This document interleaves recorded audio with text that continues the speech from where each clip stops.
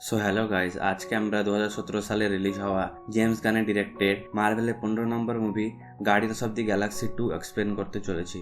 তো চলো আর দেরি না করে এক্সপ্লেনেশন শুরু করা যাক। সিনেমার শুরুতে 1980 সালে পৃথিবীর মিজৌরি শহরে পিটার কুলের বাবা ও মাকে আমরা একটি গাড়ি করে জঙ্গলের ভিতর যেতে দেখতে পাই। এখানে এসে তার বাবা তার মাকে একটি অদ্ভুত রকমের কাজ দেখায়।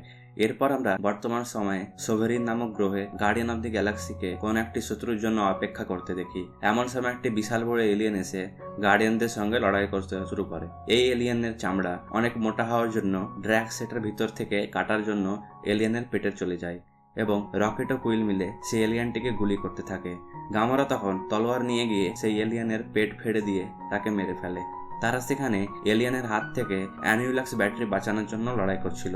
এরপর গার্ডিয়ানরা সোভেরিনের রানীর সঙ্গে সাক্ষাৎ করে এবং তাদের এই কাজের জন্য পাল্টা ইনাম চায়। তারা তখন গার্ডিয়ানদের গামোরায়ের বোন নেবুলাকে সেখানে তাদের হাতে সঁপে দেয়। রকেট তখন সেখান থেকে বেরোনোর সময় ড্র্যাক্সকে দেখায় যে সে কয়েকটা অ্যানিউলাক্স ব্যাটারি চুরি করে নিয়েছে। গার্ডিয়ানসরা তাদের জাহাজ করে জ্যান্ডারের দিকে রওনা দেয়। এখানে কুইলের সঙ্গে ড্র্যাক্সের কথোপকথন হয়। এমন সময় সোভেরিনের সেনা তাদের পিছনে আক্রমণ করতে শুরু করে। ড্র্যাক্স বলে যে রকেট তাদের ব্যাটারি চুরি করে নিয়েছে, তার জন্য তারা গার্ডিয়ানদের উপর হামলা করছে। সোভেরিনরা তাদের সমস্ত জাহাজ রিমোট কন্ট্রোলের মাধ্যমে চালায়।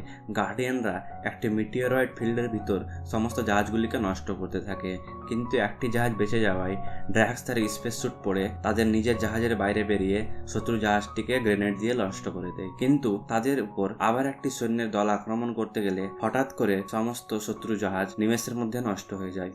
তখন আমরা দেখি একটি অজানা ব্যক্তি এসে কুইলদের সাহায্য করেছে।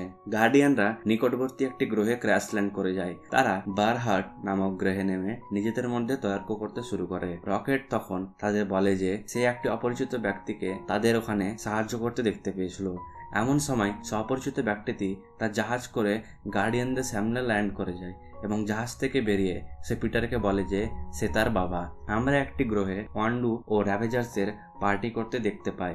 এখানে অ্যান্ড্রুয়ের সঙ্গে স্ট্রাকারের সাক্ষাৎ হয়। স্ট্রাকার অ্যান্ড্রুয়ের ওপর র্যাভেজার্সদের নিয়ম ভেঙে একটি বাচ্চা চুরি করার জন্য তাকে অপমান করে এবং বলে যে ইয়ান্ডু মারা যাওয়ার সময় র্যাভেজার্সদের লোকেরা তাকে সম্মান দেবে না। এরপর সেখানে সোভেরিনের রানী আয়েসা এসে ইয়ান্ডুকে গার্ডিয়ানদের ধরে তার কাছে নিয়ে আসার কাজ দেয়।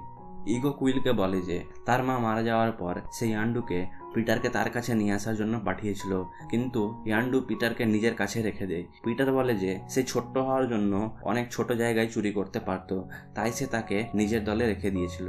ইগো এর পর কুইল এবং তার বন্ধুদের তার সঙ্গে তার গ্রহে আসার অনুরোধ করে। এখানে ইগোর সঙ্গে থাকা মেন্টিস ও ড্র্যাক্সের মধ্যে কথা শুরু হয়। গামোরা কুইলকে তার বাবার সঙ্গে তার গ্রহে যাওয়ার জন্য উপদেশ দেয়। কুইল, ড্র্যাক্স ও গামোরা সেখান থেকে তার বাবার সঙ্গে তাদের গ্রহের উদ্দেশ্যে বেরিয়ে পড়ে এবং রকেট, গ্রুট আর নেবুলা পিছনে গার্ডিয়ান্সের জাহাজে থেকে যায়। পিটার মেন্টিসকে তার মাথায় থাকা অ্যান্টেনার ব্যাপারে জিজ্ঞেস করলে মেন্টিস বলে যে এটার মাধ্যমে সে লোকেদের ইমোশন কন্ট্রোল করতে পারে এবং সেটাকে চেঞ্জও করতে পারে। এই শক্তিকে কাজে লাগিয়ে সে ইগোকে ঘুমাতে সাহায্য করে। অন্যদিকে র্যাভেজার্সরা গার্ডিয়ানদের ঝরার জন্য তাদের জাহাজের কাছে চলে আসে। সেখানে তারা রকেটের জালের মধ্যে ফাঁসতে শুরু করে। রকেট একটি অ্যান্টি গ্র্যাভিটি ডিভাইস দিয়ে র্যাভেজার্সদের মারতে শুরু করে এবং সে ওখানে সকল শত্রুদের মেরে দিলেও ইয়ান্ডু এসে তার তীর দিয়ে রকেটকে থামিয়ে দেয়। নেবুলা গ্রুটকে রকেটকে সাহায্য করার জন্য তাকে সেখান থেকে বার করতে বলে। ইয়ান্ডু গার্ডিয়ানদের কাছ থেকে ব্যাটারি নিয়ে সেটিকে কালোবাজারে বিক্রি করার কথা বলে, কারণ তারা গার্ডিয়ানদের মেরে দিলে পুরো নোভাকোর তাদের পিছনে পড়ে যাবে। এটা শুনে র্যাভেজার্সরা দুই দলে ভাগ হয়ে যায় এবং নিজেদের মধ্যে লড়াই করার জন্য প্রস্তুতি নেয়। তখন নেবুলা পিছন থেকে এসে ইয়ান্ডু এর মাথায় থাকা ফিনটিকে ভেঙে দেয়। ইগো তার প্ল্যানেটে পৌঁছে গার্ডিয়ানদের নিয়ে তার রাজপ্রাসাদের দিকে রওনা হয়। গার্ডিয়ানরা তার প্ল্যানেটের সৌন্দর্য দেখে অবাক হয়ে যায়। গামোরা তখন ইগোকে জিজ্ঞেস করে যে সে আসলে কে। ইগো বলে যে সে একজন সেলেস্টিয়াল। ইগো তাদের বলে যে সে আসলে একটি বড় ব্রেন, যার সাহায্যে সে নিজের চারিদিকে সময়ের পর সময় ধরে এই গ্রহকে তৈরি করে নিয়েছে এবং সে নিজের জন্য একটি শরীরও বানিয়ে নিয়েছে। সে নিজের উদ্দেশ্য খোঁজার জন্য পুরো বিশ্বব্রহ্মাণ্ডে বেরিয়ে যায় এবং আরো অন্য জীবের খোঁজ করতে লাগে। এমন সময় ইগো পিটারের মায়ের সঙ্গে সাক্ষাৎ করে এবং পিটারের জন্ম হয়। ইগো বলে যে যখন সে জানতে পেরেছে যে একজন মানুষ ইনফিনিটি স্টোনকে ছুঁয়ে বেঁচে গেছে, তখন সে বুঝতে পারে যে ওটা তারই ছেলে। র্যাভেজার্সদের জাহাজে বাগিরা ইয়ন্ডু এবং তার সমর্থকদের মহাকাশের বাইরে পাঠিয়ে তাদের মেরে ফেলে। এখানে সেই জাহাজের বর্তমান ক্যাপ্টেন টেজার ফেজের সঙ্গে রকেটের তর্ক শুরু হয়ে যায়। সে রকেটকে মারতে গেলে নেবুলা তাকে থামিয়ে দেয়। এরপর নেবুলা তার কাছ থেকে একটি জাহাজ এবং টাকা নিয়ে গামোরাকে খোঁজার জন্য সেখান থেকে বেরিয়ে পড়ে। নেবুলা বলে যে ছোটতে তার বাবা থ্যানোস তার এবং গামোরার মধ্যে লড়াই করাতো এবং যখনই সে গামোরার কাছ থেকে হেরে যেত তার বাবা তার শরীর থেকে একটি টুকরো বার করে সেখানে মেশিন লাগিয়ে দিত। তাই সে গামোরাকে মারার পর থ্যানোসকে হত্যা করার জন্য বেরিয়ে পড়বে। কুইল বলে যে তার মা সবাইকে বলেছিল যে তার বাবা অন্য একটি গ্রহে ছিল, কিন্তু তার মায়ের মাথায় ক্যান্সার থাকায় কেউ তার কথা বিশ্বাস করতো না। পিটার জিজ্ঞেস করে যে সে কেন তার মাকে ছেড়ে চলে এসেছে। তখন ইগো বলে যে সে যদি এই গ্রহে ফিরে না আসতো তবে এই গ্রহ নষ্ট হয়ে যেত এবং তার মা মারা যাওয়ার পর সে পৃথিবী ফিরে যেতে পারেনি এটা ভেবে যে সেখানে তার বউয়ের মৃত্যু হয়েছে। ইগো তখন পিটারকে তার ভিতরে থাকা শক্তি ব্যবহার করতে বলে। পিটার চেষ্টা করে সেখানে একটি বল তৈরি করতে সক্ষম হয়ে যায় এবং ওটা নিয়ে সে ও তার বাবা খেলতে লাগে। এরপর ম্যান্টিস ও ড্রাক্সের মধ্যে কথোপকথন চলতে থাকে। ম্যান্টিস বলে যে ইগো তাকে ছোট থেকে নিজের সন্তানের মতো মানুষ করেছে।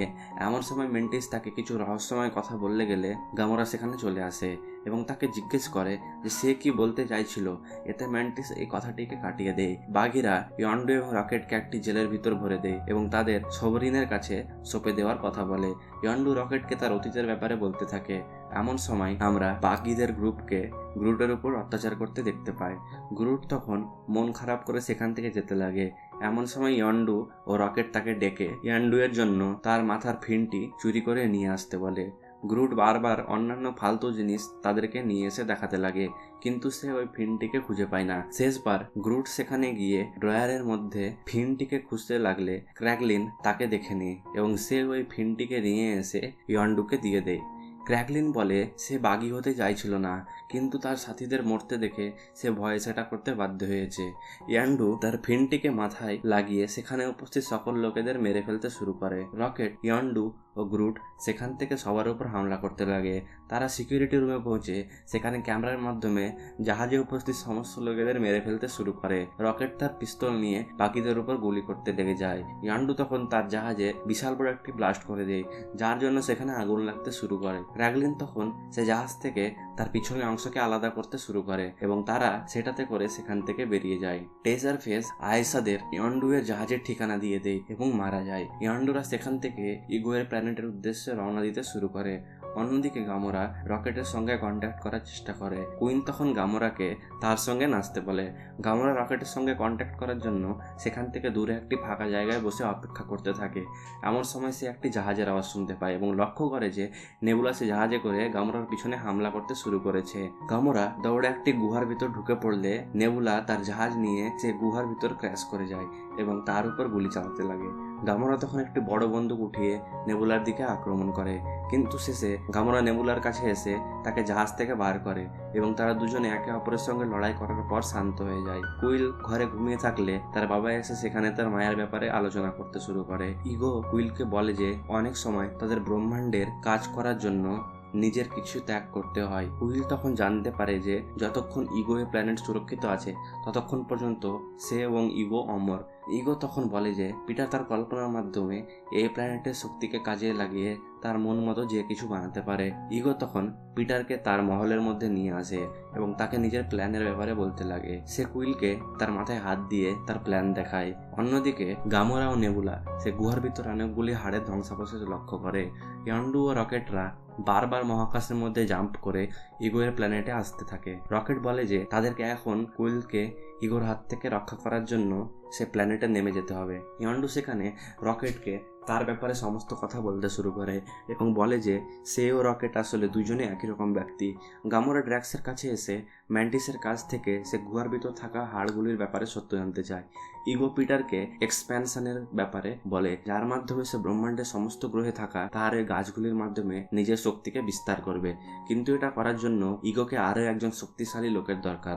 তাই সে ব্রহ্মাণ্ডে বিভিন্ন গ্রহে গিয়ে নিজের জন্য সন্তান তৈরি করতে থাকে, কিন্তু কোনো সন্তানই তার সে শক্তিটি ধারণ করে না। কিন্তু শেষ পর্যন্ত সে পিটারের ব্যাপারে জানতে পারলে বুঝতে পারে যে পিটার সে ব্যক্তিটি যার ভিতর তার সেই শক্তিটি আছে। ম্যান্টিস তখন গামোরাদের বলে যে সে হাড়গুলি আসলে ইগোর সন্তানদের। ইগো বলে যে সে পিটারের মাকে ভালোবাসতো, কিন্তু তাকে এক্সপ্যানশন সফল করার জন্য পিটারের মায়ের মাথায় টিউমার ঢুকিয়ে তাকে সেখানে ছেড়ে দিয়ে আসতে হয়। এটা শুনে পিটার অবাক হয়ে যায় এবং তার জ্ঞান ফিরে আসে। তার বাবা যে তার মাকে ক্যান্সার দিয়ে দিয়েছে এটা জেনে সে ইগোকে গুলি করতে শুরু করে। ইগো পিটারকে সেখানে বন্দি করে তার শক্তি ব্যবহার করে ব্রহ্মাণ্ডের বিভিন্ন অংশে এক্সপ্যানশন শুরু করে দেয়, যার জন্য বিভিন্ন গ্রহে তার লাগানো গাছগুলি আকারে বড় হতে শুরু করে এবং শহরগুলিকে নষ্ট করতে লাগে। গামোরা রকেটের সঙ্গে কন্ট্যাক্ট করলে রকেট গামোরাকে তার রেডিওটিকে নিকটে রাখতে বলে। ইয়ান্ডু একটি ছোট্ট জাহাজে করে সেই প্ল্যানেটে চলে আসে। ইয়ান্ডু তার জাহাজটিকে নিয়ে সোজা ইগোর উপর ক্র্যাশ করিয়ে দেয়। গার্ডিয়ানসরা পিটারকে জাহাজের ভিতর তুলে সেখান থেকে বেরোনোর চেষ্টা করে, কিন্তু ইগো এসে জাহাজটিকে জড়িয়ে ফেলে। রকেট তখন তার ফুল স্পিডে সে প্যালেস থেকে বেরিয়ে যায়। কুইল বলে যে তাদেরকে ইগোকে মেরে ফেলতে হবে বিশ্ব ব্রহ্মাণ্ডকে বাঁচানোর জন্য, তাই তারা সে গ্রহের ভিতরে যেতে শুরু করে। এমন সময় ক্র্যাগলিন লক্ষ্য করে যে সোভেরিনের পুরো সেনা সেখানে ব্যাটারিটি নেওয়ার জন্য ইগোর প্ল্যানেটে চলে এসেছে। রকেট সেই গ্রহের কেন্দ্রে পৌঁছে সেখানে থাকা তার ব্রেনের আবরণটিকে লেজার দিয়ে ছিদ্র করতে শুরু করে, কিন্তু এমন সময় সোভেরিনের সৈন্যরা সেখানে চলে আসে। এর হামলায় মেন্টিস, গামোরা ও ড্র্যাক্স নিচে নেমে যায় এবং ড্র্যাক্স তখন মেন্টিসকে ইগোকে আবার তাকে ঘুমিয়ে দিতে বলে। তাই মেন্টিস নিজের শক্তি দিয়ে ইগোকে তার ঘুমের মধ্যে পাঠিয়ে দেয়। রকেট ও কুইল সেই ব্রেনের আবরণের ভিতর গিয়ে দেখে যে সেখানে ছিদ্র অনেক ছোট হওয়ায় তারা ঢুকতে পারবে না। তখন কুইল তার ভিতর ঢোকার জন্য গ্রুপকে পাঠানোর কথা বলে। রকেট তখন গ্রুপকে সে অ্যানিউলাক্স ব্যাটারিযুক্ত বোমাটি দিয়ে তাকে সেটি অন করতে শেখায়, কিন্তু গ্রুট বারবার ভুল বোতামটিকে নির্দেশ করে। রকেট তখন সে বোতামটিকে ঢাকার জন্য কুইলকে টেপ নিয়ে আসতে বলে। কুইল বাইরে গিয়ে সবাইকে জিজ্ঞেস করে যে কারো কাছে টেপ আছে কিনা। এমন সময় গ্রুট সে বোমাটিকে নিয়ে ভিতরের দিকে ঢুকতে শুরু করে দেয়। সোভেরিনের সমস্ত সৈন্যরা ইয়ান্ডু জাহাজকে চারদিক থেকে ঘিরে আক্রমণ করতে লাগলে নেবুলা তার শরীরের সঙ্গে জাহাজকে কানেক্ট করে নেয় এবং লেজারের মাধ্যমে সোভেরিনদের সমস্ত জাহাজ ধ্বংস করে দেয়। ইয়ান্ডু ও কুইল এরপর নিচে নেমে আসে।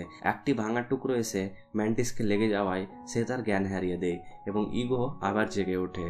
গ্রুট সেই বোমাটিকে নিয়ে আরও ভিতরে যেতে থাকে। ইয়ান্ডু ক্র্যাগলিনকে তার জাহাজ নিয়ে প্ল্যানেটের কাছে আসতে বলে। ড্র্যাক্স তখন ম্যান্টিসকে নিয়ে পিটারের রকেট লঞ্চার ব্যবহার করে সেখান থেকে জাহাজের দিকে চলে যায়। ইগো এই হামলায় গামোরা নিচে পড়ে যেতে থাকে, কিন্তু নেবুলা এসে গামোরাকে বাঁচিয়ে নেয়। ইয়ান্ডু ও রকেট তার শক্তি ব্যবহার করে ইগো এর উপর আক্রমণ করতে থাকে। ইগো কুইলকে মেরে তার মাস্ক ভেঙে দেয়। গামোরা ও নেবুলা সেখান থেকে বাইরে বেরোতে শুরু করে। ইগো ক্র্যাগলিনের জাহাজটিকে নিচের দিকে টানতে শুরু করে। ইগো তার শক্তি ফিরে পেয়ে গার্ডিয়ানদের সকল লোকেদের উপর হামলা করতে লাগে। গার্ডিয়ানসের লোকেরা ইগো এর জালে ফেসে যায়। কুইল তখন তার মা ও বন্ধুদের ব্যাপারে মনের মধ্যে ভাবতে থাকে এবং এর ফলে সে তার বাবার জাল ভেঙে তার উপর আক্রমণ করে। গ্রুট সে বমটিকে নিয়ে গিয়ে ইগো এর ব্রেনে লাগিয়ে দেয় এবং 5 মিনিটের টাইমার চালু করে দেয়। ড্র্যাক্স ম্যান্টিসকে নিয়ে ক্র্যাগলিনের জাহাজে চলে আসে। রকেট ইয়ান্ডুকে নেওয়ার জন্য সেখানে আসলে ইয়ান্ডু বলে যে সে কখনো জীবনে ঠিক কাজ করেনি, তাই সে আজকে এই কাজটি করতে চায়। রকেট তখন ইয়ান্ডুকে একটি জেট প্যাক এবং একটি স্পেস স্যুট দিয়ে সেখান থেকে যেতে থাকে। এমন সময় গ্রুপ বলে যে ইয়ান্ডু আজ থেকে গার্ডিয়ানস অফ দি গ্যালাক্সির সদস্য। এদিকে ইগো ও কুইলের মধ্যে ভয়ানক লড়াই চলতে থাকে। গামোরা ও নেবুলা ক্র্যাগলিনের জাহাজে চলে আসে। রকেট সে জাহাজে আসলে গামোরা কুইল কোথায় আছে সেটা জিজ্ঞেস করে, কিন্তু রকেট বলে যে সে পিছনে থেকে গেছে এবং তাদেরকে এই জাহাজটি নিয়ে এখনই এখান থেকে বেরোতে হবে। ঠিক সেই সময় বোমাটি ব্লাস্ট হয়ে যায় এবং ইগো মারা যেতে লাগে। সেই বিস্ফোরণে কুইল চারিদিকে ফেসে গেলে ইয়ান্ডু সেখানে এসে কুইলকে সেখান থেকে বাঁচিয়ে মহাকাশের দিকে নিয়ে যেতে শুরু করে। সে কুইলকে স্পেস স্যুটটি পরিয়ে দেয় এবং বলে যে ইগো তার জন্মগত বাবা হলেও ইয়ান্ডু পিটারের বাবার জায়গাটি পালন করেছে। কুইল নিজের স্পেস স্যুটটিকে খুলে ইয়ান্ডুকে পড়ানোর চেষ্টা করলে সে সেটা করতে পারে না এবং মহাকাশে গিয়ে শ্বাস প্রশ্বাস না পাওয়ার জন্য ইয়ান্ডু সেখানে মারা যায়। এরপর আমরা গার্ডিয়ানসদের ইয়ান্ডুকে ফিউনারেলে উপস্থিত থাকতে দেখি। তারা ইয়ান্ডুকে মহাকাশে বিসর্জন করে দেয়। নেবুলা থ্যানোসকে মারার জন্য সেখান থেকে গামোরাকে বিদায় জানিয়ে চলে যায়। এরপর পিটার ইয়ান্ডু এর তীরটি ক্র্যাগলিনকে দিয়ে দেয় এবং ঘরে এসে সে মন খারাপ করে গান শুনতে লাগে। এমন সময় র্যাভেজার্সের সমস্ত দল সেখানে পৌঁছে যায়। রকেট তাদের মেসেজ করে ইয়ান্ডু এর আত্মবলিদানের খবর দিলে গেলে তারা এখানে ইয়ান্ডুকে সম্মান জানানোর জন্য উপস্থিত হয় এবং তার মৃত্যুকে শ্রদ্ধা জানায়। এরপর আমরা ক্র্যাগলিনকে ইয়ান্ডু এর তীরটি উড়ানোর চেষ্টা করতে দেখি, কিন্তু সেটা গিয়ে ড্র্যাক্সের বুকে ঢুকে যায়। আমরা এরপর পোস্ট ক্রেডিট সিনে র্যাভেজার্সদের লোকেদের ইয়ান্ডু মারা যাওয়ার পর একসঙ্গে জোটবদ্ধ হতে দেখি। এরপর আমরা মিড ক্রেডিট সিনে সোভেরিনের আয়েসাকে লক্ষ্য করি যে সে সেখানে একটি নতুন লোককে তৈরি করতে লেগেছে যে খুবই শক্তিশালী এবং সে ওটার নাম দেয় অ্যাডাম। এরপরের ক্রেডিট সিনে আমরা ইয়াং গ্রুটকে তার ঘরে বসে গেম খেলতে দেখতে পাই। এন্ড ক্রেডিট সিনে আমরা স্ট্যানলি এর ক্যামিও দেখতে পাই। Thank you so much guys for watching this video. যদি ভিডিওটি ভালো লেগে থাকে তাহলে লাইক করবে, শেয়ার করবে, কমেন্ট করবে এবং চ্যানেলে যদি প্রথম হও তাহলে চ্যানেলটিকে অবশ্যই সাবস্ক্রাইব করবে। আবার দেখা হবে একটি নতুন ভিডিওর সঙ্গে, ততক্ষণের জন্য টাটা বাই বাই।